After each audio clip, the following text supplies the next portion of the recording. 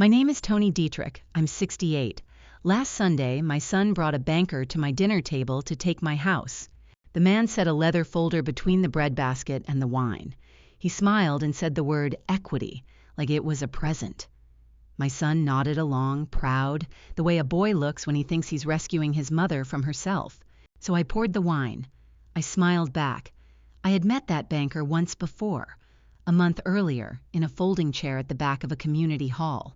And what I did the morning after that meeting is the reason I can still sleep in my own bed tonight. Pour yourself something. This one takes a turn. Welcome back to Mom's Sweet Revenge, where women who were underestimated tell you exactly how it ended. If a story ever made you sit up a little straighter, you're in the right place. Drop a comment and be sure to subscribe. Walter and I bought this house in 1981, 38 years of payments. We made the last one in 2019, and he framed the canceled check and hung it in the hall like a diploma. Grief is quiet. It doesn't ask for the house. People do. He's been gone 18 months now. The mornings are the worst part.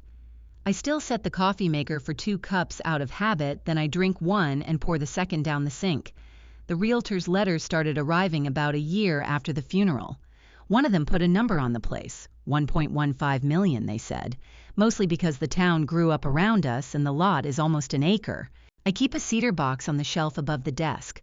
Walter built it from a fence post the year before he retired.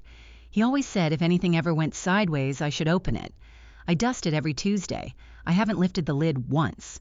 It felt like reading a letter he wasn't done writing. So the box sat there, smelling faintly of the wood shop, while I learned how to be a woman alone in a house built for 2. I balanced my own books. I paid my own taxes.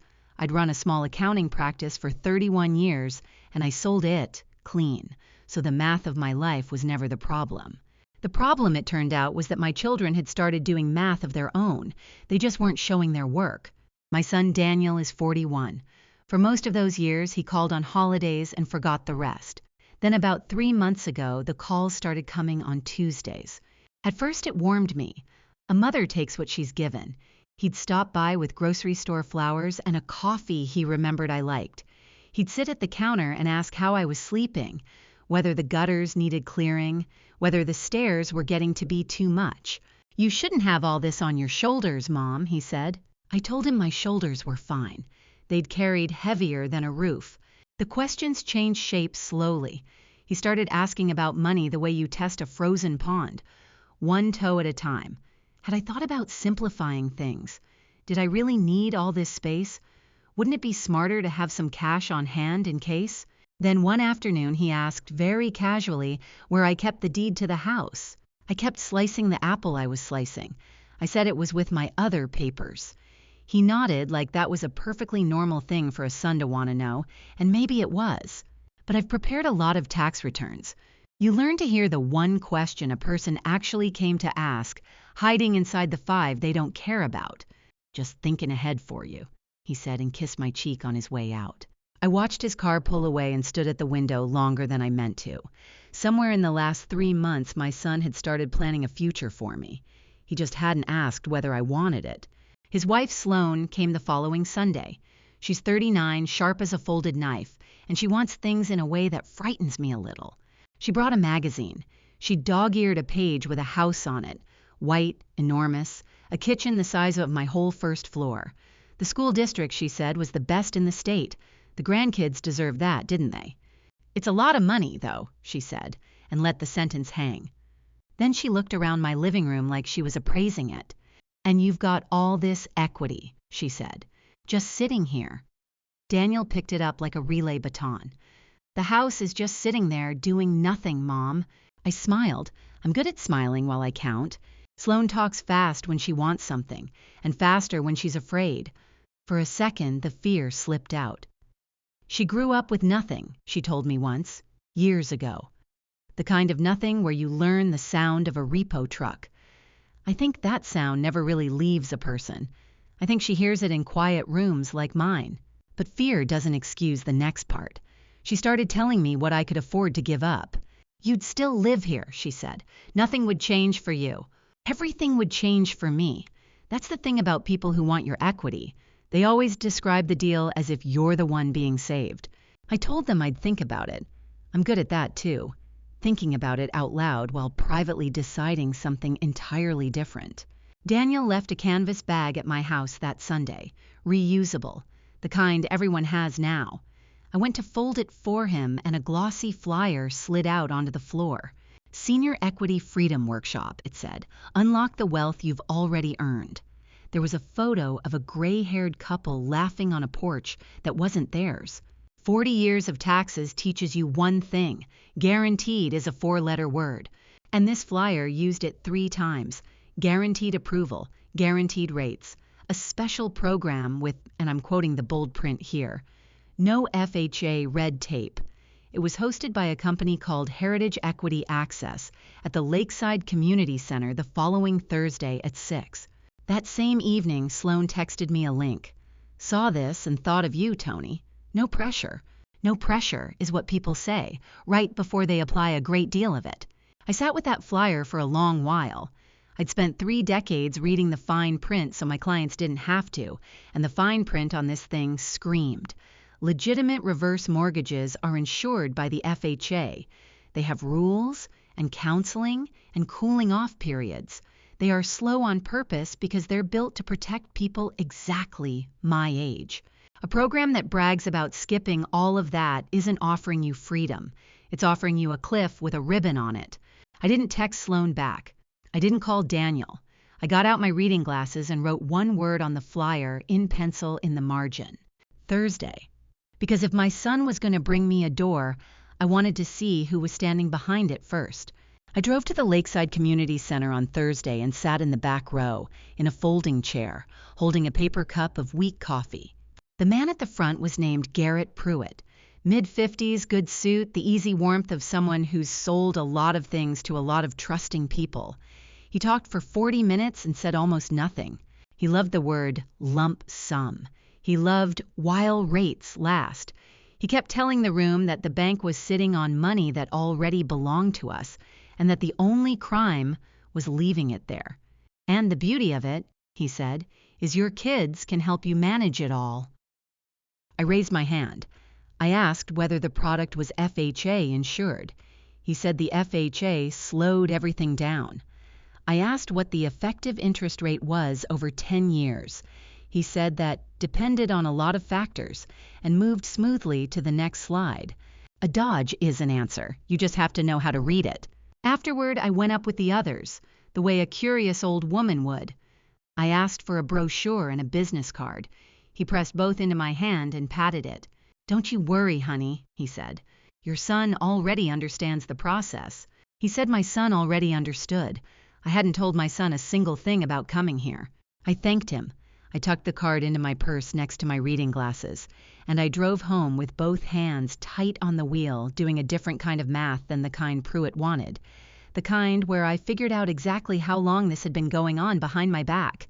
I laid it all out on the kitchen table like a hand of cards. Daniel asks where the deed is. Daniel leaves a heritage flyer in his bag. Sloan texts me the same workshop. And a stranger at the front of a community hall tells a room full of widows that my son already understands the process. 4 things, one direction. I'm not a woman who jumps to the worst conclusion. I've watched too many families torn apart by someone assuming the ugliest thing about someone they love. So I tried sitting there to build an innocent version of the story. I tried hard. I couldn't make the pieces fit any other way. My eyes drifted up to the shelf above the desk, to the cedar box. Walter's voice came back to me, plain as the kitchen light. If anything ever goes sideways, Tony, you open that box. Promise me. I'd promised. I just never believed I'd need to. I stood up. I crossed the room. I put my hand flat on the lid, and the wood was warm from the afternoon sun, and it smelled like the year he retired. And I stopped. Because once I opened it, I couldn't unknow whatever was inside, and some small, foolish part of me still wanted to give my son one more day of being innocent in my mind. So I left the lid closed, for now. But I sat back down and did the only thing I knew how to do when the world tilts. I didn't raise my voice. I started keeping receipts. I got out a clean legal pad and a pen, and I began to write down every single thing I knew. The next morning, I did what any retired accountant does when something smells wrong. I pulled my accounts. After Walter died, I'd added Daniel to my main checking account. Just one account, just for emergencies, in case I was ever in a hospital bed and a bill came due. It seemed sensible at the time. It seemed like love. I logged in expecting to see the same 3 statements I always saw. Instead, there was a fourth, a savings account I'd never opened at a bank I don't use, Meridian Trust Bank, opened 7 weeks ago. My name was on it. So was my social security number, and so listed as joint owner was my son. I never opened that account. I sat very still and read the account name twice. The purpose field, the part most people never fill in, had 3 words typed into it. Loan disbursement account. I felt the floor of my stomach go cold and level, the way it does right before you understand a thing completely. Somebody had taken my name, my number, and my son's signature and built a little machine designed to catch money. The only thing missing from the machine was the money itself. I closed the laptop. I made myself a cup of tea I didn't drink, and then I picked up the phone and made 2 calls in a very specific order. I called my bank first, then I called my lawyer, in that order, because before you decide what to feel about your own child, you make sure you understand exactly what he's done. Frances Voss answered on the second ring. "Tony," she said, "what's wrong?" "Frances," I said, "I think I need to remember something about my house." Frances Voss has been my attorney and my friend for 20 years. She drinks her coffee black and tells the truth even when it costs her the next sip. I told her about the flyer, the workshop, the Meridian account. She listened without interrupting, which is how I knew it was serious. When I finished, she was quiet for a moment. Then she said something that rearranged the whole room. "Tony, the house is in the trust. You do remember that?" I didn't. Not really. 6 years ago, Walter had insisted we put the house into a revocable living trust. He'd handled the paperwork the way he handled all the legal things, and I'd signed where he pointed and gone back to my crossword.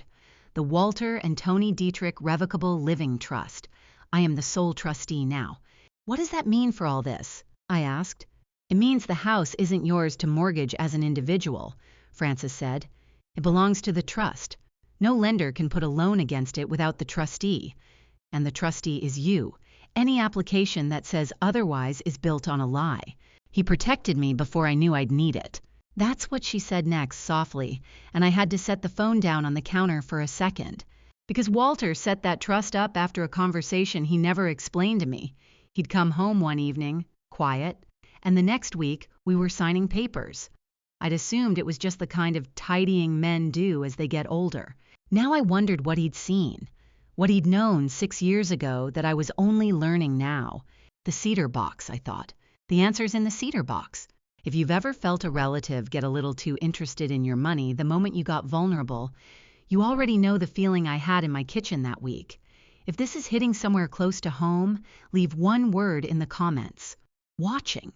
And subscribe, because what I found next is the reason I'm still standing in my own house tonight. On Monday, I put on my good coat and drove to the Meridian Trust branch downtown. I've learned that the most powerful thing an older woman can do in a bank is sit down, fold her hands, and refuse to be hurried. So that's what I did. A young teller named Marcy helped me. She had kind eyes and a name tag slightly crooked. When I explained that an account had been opened in my name without my knowledge, she stopped smiling the customer smile and started really looking at the screen. "This was opened 7 weeks ago," she said, "in person, with your social security number on file." "I've never been in this building before today," I told her. She went very quiet. She called a manager. The 2 of them pulled the records while I sat there with my hands folded, doing the thing I'm good at, waiting. The account was a shell, a landing pad. It was set up to receive a disbursement and nothing had landed yet. The loan, whatever it was, hadn't funded. Nothing had been drawn. That meant I wasn't a victim yet. I was early. There is a particular kind of relief in being early. It's the difference between watching a fire and smelling the smoke. The smoke, you can still do something about. The manager asked gently if I wanted to file a report. "Not yet," I said. "First I'd like statements, and I'd like the name of every person listed on this account." She printed it for me. I read the second name on the page even though I already knew what it would say. Daniel Walter Dietrich, my boy. His full name, the one I gave him, sitting on a machine built to take my house. Here is where I want to be honest with you about the kind of woman I am. I didn't want to scream. I didn't want to confront anyone in a parking lot. Screaming is loud, and loud is easy to dismiss as a confused old lady making a scene. I wanted something quieter and far harder to argue with. I wanted a paper trail. So that week I made phone calls the way I used to file extensions, methodically, one at a time. I called the FHA first. I asked them to verify Heritage Equity Access as an approved reverse mortgage lender. The man on the line typed for a while, then told me plainly that there was no such approved lender by that name. Whatever Pruitt was selling, the federal government had never blessed it. Then I called Adult Protective Services. I expected a hotline and a long hold. Instead, I got a caseworker named Dana Whitfield, who listened to my whole story and then said something I'll never forget. "Mrs. Dietrich, I have to be honest with you," she said. "This pattern is one of the most common we see, and 9 times out of 10, it's family. 9 times out of 10, it's family." She opened a case. She gave me a number. She told me to keep every document and to change nothing about my normal routine, so that no one would know I'd started watching back. Last, I filed a complaint with the State Department of Financial Institutions, naming Garrett Pruitt and Heritage Equity Access. I didn't want revenge. I told myself that, and I mostly believed it. I wanted the record to be true. I wanted it down on paper in 3 different offices before anyone ever asked me to pick up a pen. Daniel came by that Friday, and this time he was in a hurry. "Pruitt says the window's closing," he said before he even sat down. "Rates. You know how it is. We should really get the paperwork moving, Mom." I made him tea. I asked innocent questions. How did he know Pruitt exactly? Daniel waved it off. "A guy a friend recommended," and tapped his foot against the chair leg the way he did at 9 years old when he'd broken something. Then he said it, lightly, like a joke. "Mom, are you sure you're keeping track of everything okay?" I set the kettle down very carefully. "You forget things," he went on, not meeting my eyes. "We just want to help, before something slips." There it was. A new door swung open behind the first one. They weren't only after the equity now, they were laying the groundwork to call me confused. His phone was on the table, the call still connected to Sloan on speaker. Her voice floated up, syrup over steel. "We're only doing this because we love you, Tony," she said. I have been told a lot of things in my life by people who wanted something from me. That sentence is the most expensive one there is. It always comes with an invoice. I smiled at my son. I told him I'd think hard about the paperwork. He looked relieved and a little guilty, and he left in under 10 minutes. I stood at the sink and washed 2 teacups, and I understood that this had stopped being about money some time ago. If they could prove my mind was going, they wouldn't need my signature at all. They'd just need a judge. That night, I finally opened the cedar box. I sat down at the desk under the lamp, and I lifted the lid, and the smell of the wood shop came up to meet me like an old dog. Inside, on top, was a copy of the trust, crisp and official. Beneath it, Francis Voss's business card, clipped to a folded sheet of Walter's stationery. It was a letter, dated 6 years ago, in his slanted, stubborn handwriting. He wrote that he'd seen a pattern in Daniel going back years, always borrowing forward, always sure the next thing would fix the last thing, always with a reason that sounded like love and cost like a loan. Walter said he'd never been able to prove anything, and he'd never wanted to poison me against my own son. So he'd done the only thing he could. He'd built a fence around the house. Then he wrote the line I will carry to my own grave. If anyone ever comes for this house in the name of love, don't argue. Just hand them the documents. I read it 3 times. I pressed the paper flat against the desk with both hands, and tucked beneath the letter, where it absolutely should not have been, was something I hadn't put there. A printout, held together with a blue paper clip. Daniel had left it behind on the desk one of those Tuesdays, and someone, me on autopilot tidying, had dropped it into the open box days ago without looking. It was a loan application. Heritage Equity Access. My name typed across the top. And at the bottom, on the signature line, was my name in cursive. Except it wasn't my hand. The T was wrong. The loop on the I was wrong. I have signed my name perhaps 200,000 times across 31 years of returns, and I know its shape better than my own face. Someone had forged it.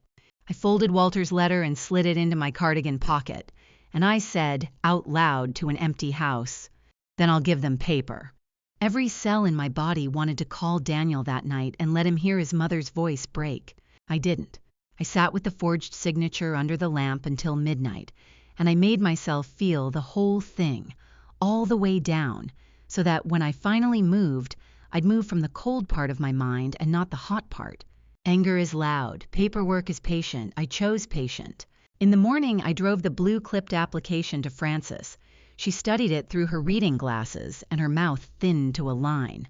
"They can't touch the house," she said. "It's in the trust. Any loan recorded against it is void on its face. But Tony, this." She tapped the signature. "This isn't a bad business deal anymore. A forged signature on a federal loan document is a crime." "I know," I said. "You could end this today," she said. "One phone call and they're done." I looked at the page, at my son's small, stupid forgery of his mother's name. "Not today," I said. I told her I wanted copies of everything filed with Dana at Adult Protective Services as evidence, and another set with the Financial Crimes Unit. I wanted the record built and waiting, like a trap with no spring on it yet. "And then?" Frances asked.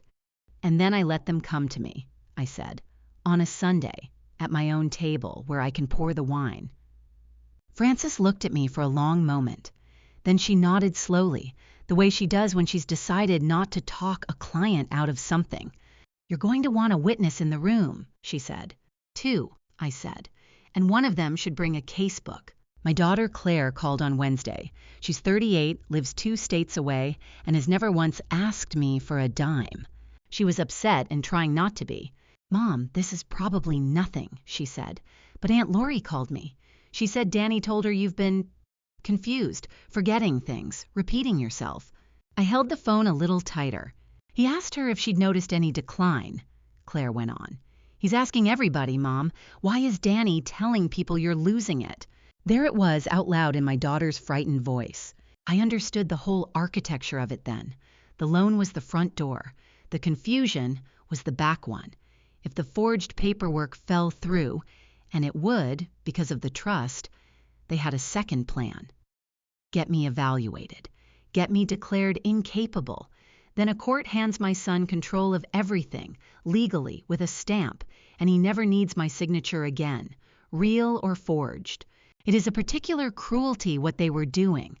They were taking the sharpest thing about me, that I was paying attention, and trying to recast it, to strangers, as a woman slipping away. "Mom," Claire said, "are you there? Are you okay?" "I'm here, sweetheart," I said. "I'm sharper than I've been in years, which, it turns out, is the problem." I told her a little, not all of it, enough that she'd believe me and not enough to frighten her into doing something. I asked her to come home that Sunday for a family dinner. "Is something happening?" she asked. "Yes," I said, "but not the thing your brother thinks." When I hung up, I sat down and made a new list. At the top, I wrote one word: doctor. You cannot argue your way out of being called crazy. The more you protest, the crazier you sound. I learned that watching a client's daughter try it once, years ago, and lose. So I didn't protest. I documented. I made an appointment with a geriatric specialist, Dr. Aronson, and I told him exactly why I was there. He didn't laugh. He'd seen it before. He ran me through the whole battery. The memory tasks, the clock drawing, the long questions designed to catch a fraying mind. I drew a clock that could have hung in a train station. I named the date, the season, the president, the floor we were on, and the 5 words he'd given me 20 minutes earlier in order. He printed his findings on letterhead. No cognitive impairment. Patient fully competent to manage her own legal and financial affairs. Signed. Dated. 3 weeks before that Sunday. I folded it and put it in the buffet drawer on top of the trust, on top of the FHA letter, on top of the blue-clipped forgery. Then I made 2 more calls. I asked Frances to come to dinner on Sunday, and I asked Dana Whitfield, my caseworker, whether she might come as well, Not as an official, just as a guest who happened to know the law and happened to be sitting at my table. Both said yes. I wasn't building an ambush. I want to be clear about that. I was setting a stage so that the truth would have witnesses in a room my son couldn't later describe however he wanted. They wanted me confused, I told Frances on the phone, so I got it in writing that I'm not. Then I set the table for 6 and went to bed early. Daniel called Thursday to invite himself to the dinner I'd already planned for him. The universe has a sense of humor like that. "Mom, we'd love to come Sunday," he said. "And would it be all right if I brought a friend? Someone who can help explain the financial stuff, take the pressure off you." I smiled at the wall. "Of course, sweetheart," I said. "Bring whoever you like. I'll set extra places." "He's really good at this," Daniel said. "You'll feel so much better once you talk to him." "I'm sure I will," I said. There was a beat of silence on the line, the kind where a person almost hears themselves. Then he said, "He loved me," and I said I loved him too, and both of those things were true, which is the part nobody tells you about how this feels. I hung up and called Claire. "Sunday's on," I said. "Come hungry." Then Frances. "He's bringing Pruitt to the table," I told her. "He just said the word friend." Frances was quiet, then she laughed once, dry as a cracker. "He's bringing the evidence to you, saves you the trip." "That's what I thought," I said. I spent Friday and Saturday cleaning a house that didn't need it, because my hands needed something to do. I ironed the good tablecloth. I polished the wine glasses Walter and I got for our wedding, the ones we only used for things that mattered. This was going to matter. And somewhere across town, my son was telling a predator that everything was on track, never imagining that the table he was walking into had been set very carefully by me. Sunday morning, I did something I hadn't done in 18 months. I went down to the basement to the wine rack, and I took out the bottle Walter had been saving. A good Bordeaux, the kind he bought when the practice had a good year and laid down for a special occasion. We never found one big enough while he was alive. I uncorked the wine Walter saved for special occasions. This counted. I set it on the sideboard to breathe. Then I set the table, 6 places, the ironed cloth, the wedding glasses catching the morning light. And I went through my real preparation, the kind that doesn't show. I opened the buffet drawer beside the head of the table and laid everything inside in order, like a deck I knew by heart. The trust documents on the bottom. The FHA letter confirming heritage was no approved lender. Dana's Adult Protective Services case number. Dr. Aronson's competency report. And on top, where I could reach it without looking, the loan application, held together by its blue paper clip. I closed the drawer. I could open it in one motion, blind the way you find the light switch in your own hallway. I stood back and looked at my dining room. To anyone walking in, it was a Mother's Sunday table. Linen and wine and the smell of a roast. I knew better. I'd set it like an audit. Every place had a purpose. Every guest had a reason. And the most important documents in my life were 6 inches from where my son was about to sit and asked me to sign my house away. Then the doorbell rang. Before I tell you what happened at that table, if anyone in your life has ever made you feel like your own home was a problem to be solved, I need you to hear this next part carefully. Subscribe so you don't lose it halfway through. And if you've ever actually checked who's named on your bank accounts, type one word for me: checked. You'll understand why in about a minute. Daniel came in first, kissed my cheek, smelling of cologne and nerves. Sloane next, in a blazer too sharp for a family dinner, carrying a leather folder she pretended was a purse. And behind them, in a good gray suit, smiling the smile I remembered from the back row of a community hall, Garrett Pruitt. "Mom, this is Garrett," Daniel said, "the friend I told you about." Pruitt put out his hand. "Mrs. Dietrich," he said warmly, "what a lovely home." His eyes did a quick professional sweep of my living room, pricing it. A real shame to let all this equity just sit idle. He didn't recognize me. Of course he didn't. To a man like Pruitt, the women in the folding chairs are interchangeable. We're a demographic, not a room full of people who remember faces. "Welcome, Mr. Pruitt," I said, and watched something flicker behind his eyes at the word Mr. "I feel like we've met." "I have one of those faces," he said smoothly. Claire arrived a moment later, and then Frances, and then Dana and I made the introductions light and vague. Old friends, family, the more the merrier. Daniel's smile tightened at the extra faces. He hadn't planned on an audience. Sloane's eyes moved around the room, recounting, recalculating. Claire looked at her brother, then at Pruitt, then at me, and I saw her start to feel that something was wrong without yet knowing what. I clapped my hands once, gently. "Well," I said, "let's not let it get cold. Everyone sit, I'll pour." And I picked up Walter's Bordeaux. They let me get through the soup before they started. I'll give them that much patience. Then Pruitt set his leather folder on the table, right next to the bread, and opened it like a man revealing a magic trick. "Mrs. Dietrich," he said, "your son tells me you're sitting on quite a bit of equity. I'd love to show you how to put it to work for you." Daniel leaned in, his voice soft, rehearsed. "Mom, this gentleman has a way for you to access your home equity," he said. "You'd get cash now, you'd stay right here. Nothing changes. It's really smart. The house is just sitting there doing nothing," he added. And there it was again, that same sentence, worn smooth from use. Sloane slid a pen across the linen toward me. A nice pen. Heavy. The kind you buy to make a signature feel important. "It's the responsible thing, Tony," she said. "While you can still decide these things for yourself," I heard the second meaning underneath it. "While you can still decide, before we decide for you." Claire put down her fork. "What's going on?" she said. "Nothing's going on," Daniel said too fast. "We're helping Mom." Pruitt spread 3 more pages out, fanning them toward me, talking the whole time about freedom and flexibility and how the closing could happen by Friday. He pointed to a line, and the line had a little printed flag beside it that said, "Sign here." Everyone was watching me, my son leaning forward, hopeful, Sloane, pen still extended, Pruitt, pen salesman smile, Frances perfectly still, Dana perfectly still.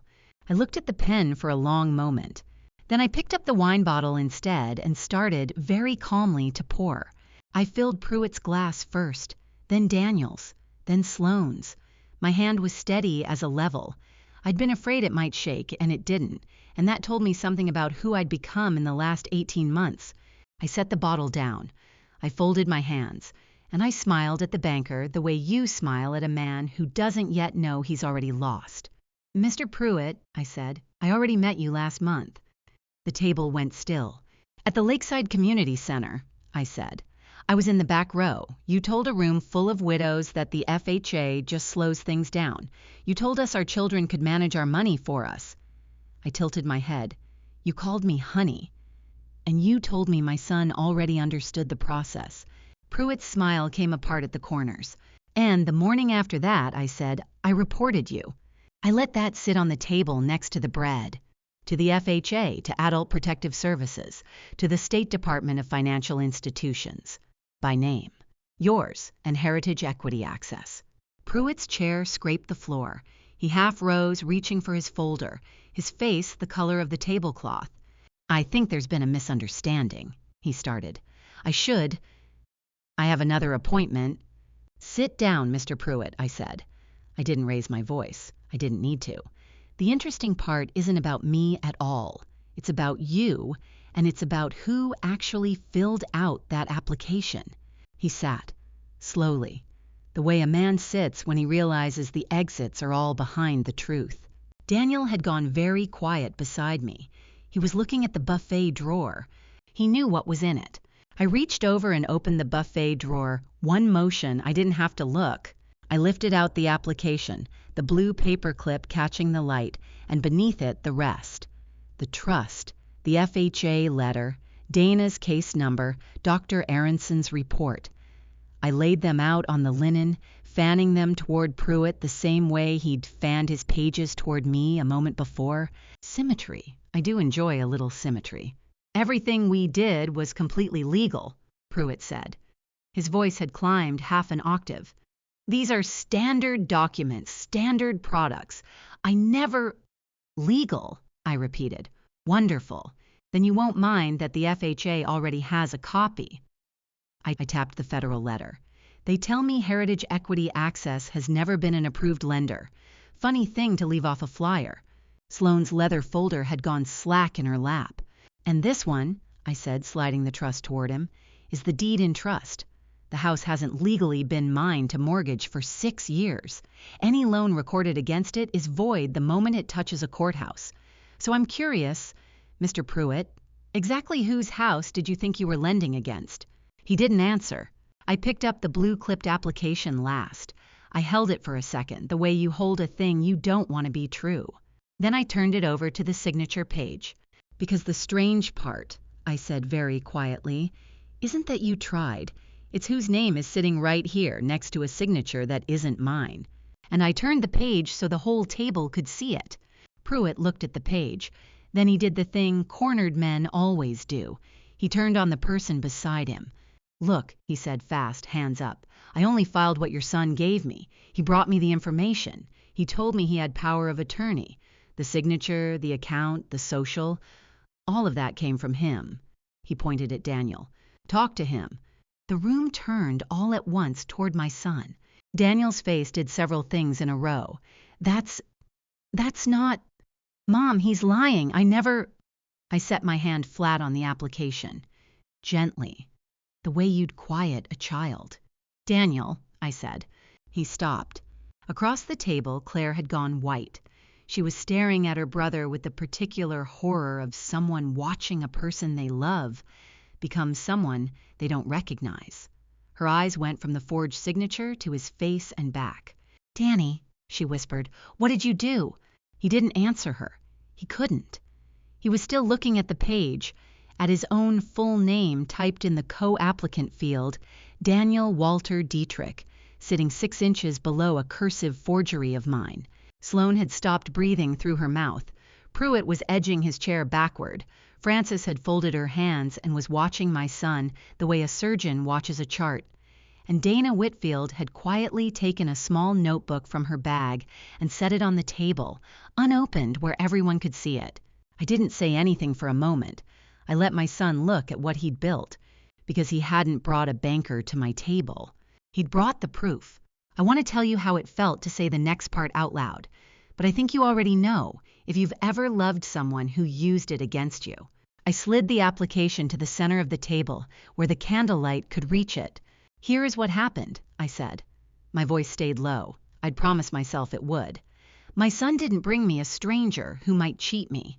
My son filled out this form himself. He used my social security number. He opened an account at Meridian Trust in both our names to catch the money. And on the line where my signature should be, somebody copied my hand. I looked at Daniel. You spell my name with a flourish on the T, I said. I never have. 31 years of returns. You'd think you'd have noticed. That's when he came apart. You don't understand. Daniel's chair shot back and he was on his feet, and his voice cracked the way it hadn't since he was a teenager. You have no idea the hole I'm in. $380,000, Mom. It's all going to come down on me, and you're sitting in $1 million house doing nothing with it. Daniel, Sloane hissed. No. He rounded on me, eyes wet, finger pointing. I was going to pay it back. I would have put it back before you ever even knew. Would you really do this? To your own son?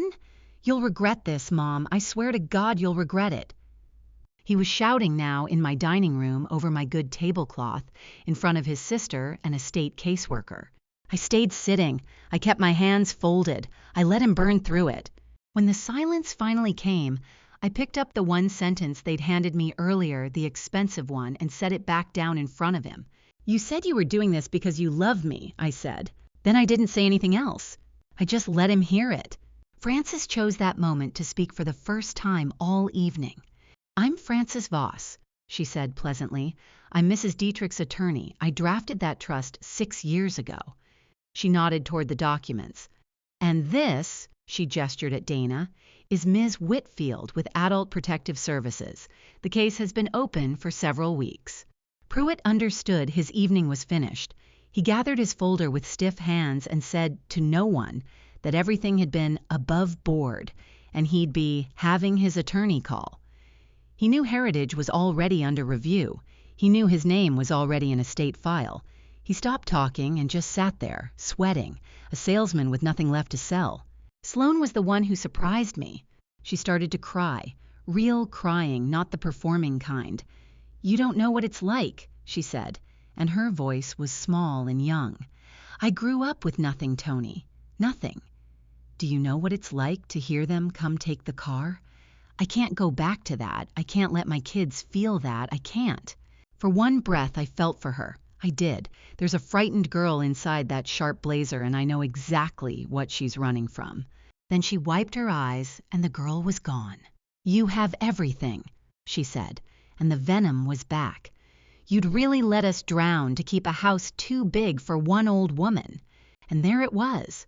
Not a misunderstanding, not desperation that overran good sense, a clear-eyed belief that what was mine should be theirs, and that my saying no was the crime. That's the moment I stopped feeling sorry. Claire reached over and took my hand under the table. I stood up, not fast. I'm 68 and my knees announced themselves. When I spoke more quietly than I had all night. That's a thing I've learned. When everyone else is loud, the calm voice is the one the room leans in to hear. "Here is where things stand," I said. "The house is in a trust. The loan against it is void. It was never going to fund, and it was never going to work." I touched each paper as I named it. "This is the FHA confirming Heritage is no lender at all. This is the Adult Protective Services case. This is a complaint with the state about Mr. Pruitt. And this," I picked up the last one, "is a report from my doctor, from 3 weeks ago. It says my mind is perfectly intact." I looked around the table at the people who'd been telling relatives I was slipping.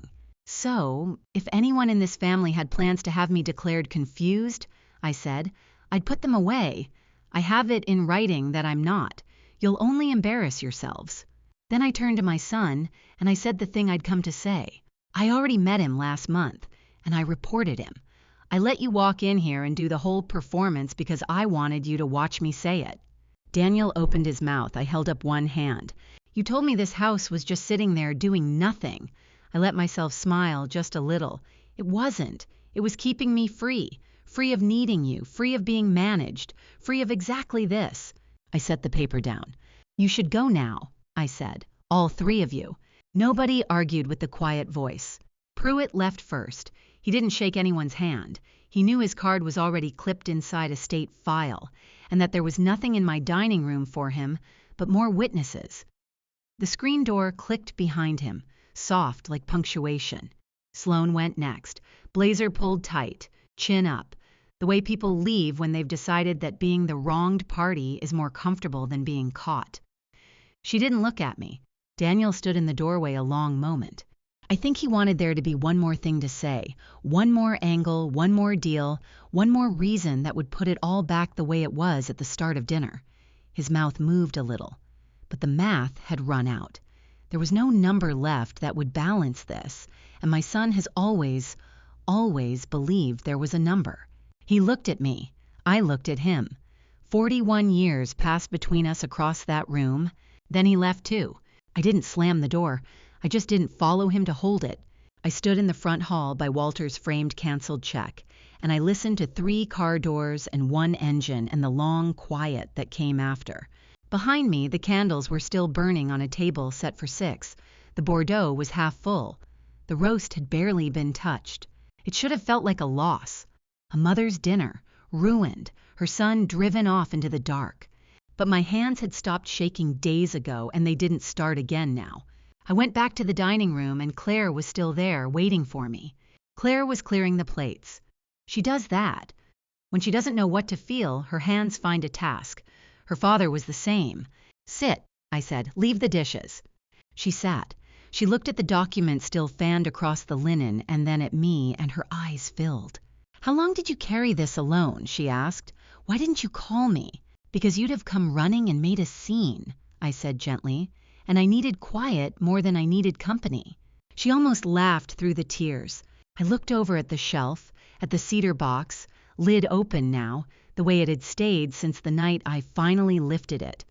The smell of the wood shop had drifted out into the whole room over the last week, and I'd grown to like it again. "Your father knew," Claire said. It wasn't quite a question. "He knew his son," I said. He couldn't prove it, and he wouldn't poison me against my own boy. So he did the one thing he could. He built a fence around this house and left me a note telling me where the gate was. I took Walter's letter out of my cardigan pocket where it had lived all week and smoothed it on the table between us. He told me if anyone ever came for the house in the name of love, I said, "Don't argue, just hand them the documents." Claire put her hand over mine. "So you set the table," she said softly, "and you handed them the documents." "I poured the wine first," I said. "Then I handed them the documents. People always want to know what happened after.